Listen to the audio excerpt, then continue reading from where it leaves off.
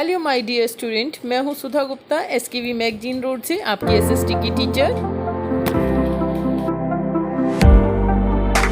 आज हम worksheet number 79 करने वाले हैं और ये वर्कशीट आपको 2 फरवरी 2021 के लिए दी गई है। देखिए, आज जो हमारा रिवीजन सेशन रहने वाला है, ये भूगोल में आपका चैप्टर है प्राकृतिक वनस्पति तथा अन्य प्राणी। तो ये आपका जो पार्ट है, इसका हम प्रश्न उत्तर हल करेंगे। तो यहाँ पे वैसे ही 1 से 5 प्रश्न जो हैं वो आपके अति लघु प्रश्न है, ठीक है, 1 वर्ड वाले या फिर 30 वर्ड्स के। इसके बाद हम जैसे देखते आ रहे हैं, आपको पैसेज दिया जा रहा है क्वेश्चन नंबर 6 में। पैसेज को पढ़कर इन प्रश्नों के उत्तर करने हैं और इसके बाद आपको 7, 8, 9, 10 ये आपको थोड़े दीर्घ प्रश्न उत्तर के रूप में दिए जा रहे हैं जो आपको हल करने हैं। तो चलिए बिना टाइम गवाए फटाफट से हम सॉल्यूशन देख लेते हैं। और कोविड के संदर्भ में मैसेज है कि आपको हैंड वॉश करते रहना है।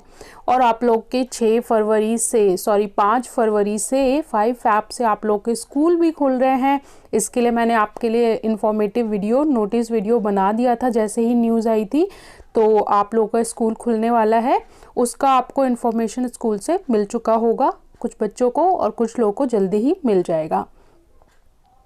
Before we go to solution, आज के जो टॉप कमेंटर में सेलेक्ट हुई हैं वो यहाँ पे हैं सोनी, जिन्होंने मैंने जो क्वेश्चन पूछा था उसका अच्छे से रिप्लाई किया है। देखिए, इन्होंने लिखा है आसपास के क्षेत्रों में वायु दाब की दशाएं। मैंने 2 चीज़ें पूछी थी जो जलवायु को प्रभावित करते हैं, तो लिखा है। तो जो आंसर को जितने अच्छे से लिखता है उतना ही ज़्यादा इम्प्रेसिव होता है।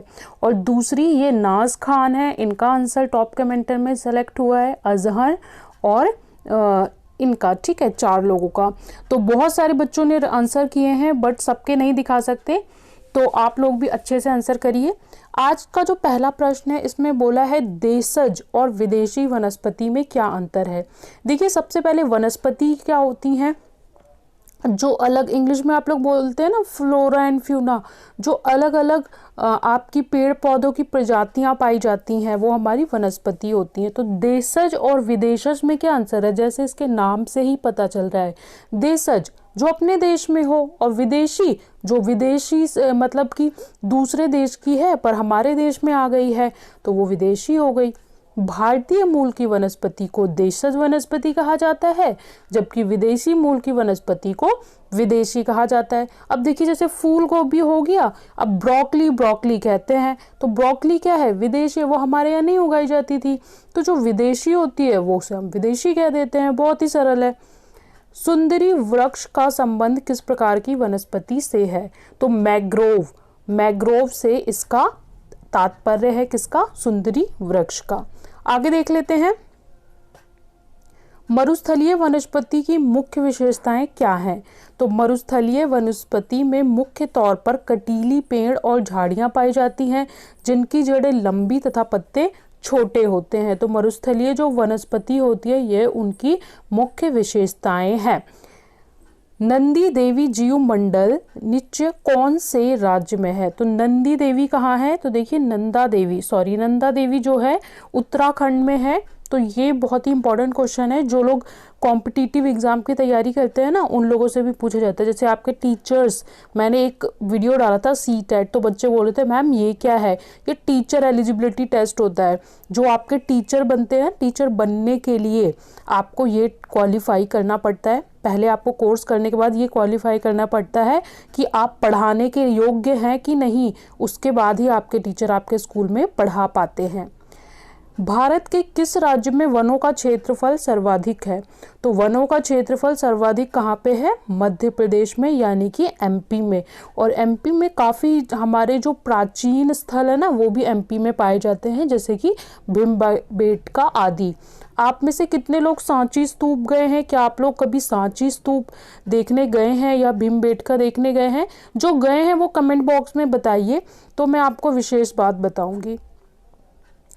उसके बाद छठे प्रश्न में आपको अनुच्छेद दिया गया था। अनुच्छेद के आधार पर आपसे पूछा है भारत में जीवों की लगभग कितनी प्रजातियां पाई जाती हैं, तो भारत में जीवों की लगभग 90,000 प्रजातियां मिलती हैं अकॉर्डिंग टू योर पैसेज।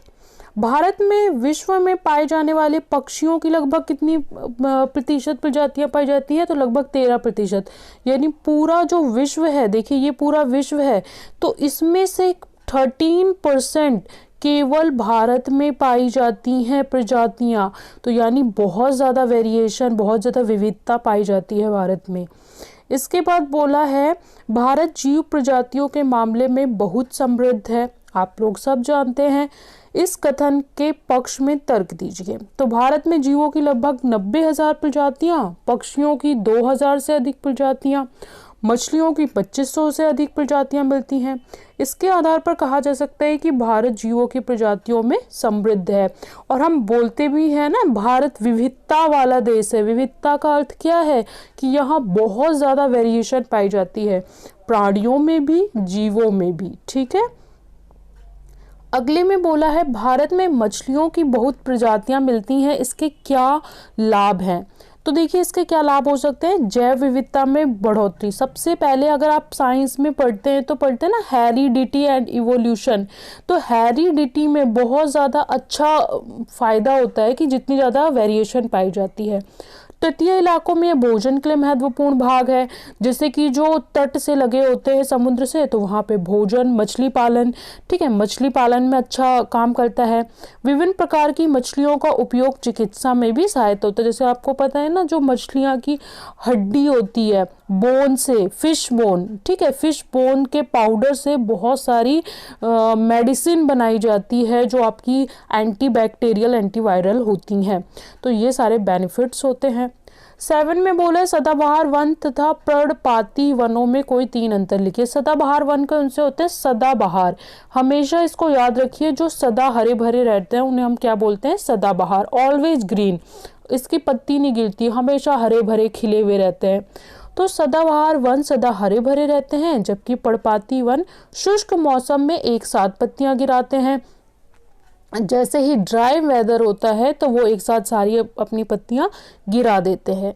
सदाबहार वन के पेड़ों की लंबाई 60 मीटर से अधिक होती है, जबकि पर्णपाती वन के पेड़ों की ऊंचाई 45 मीटर होती है।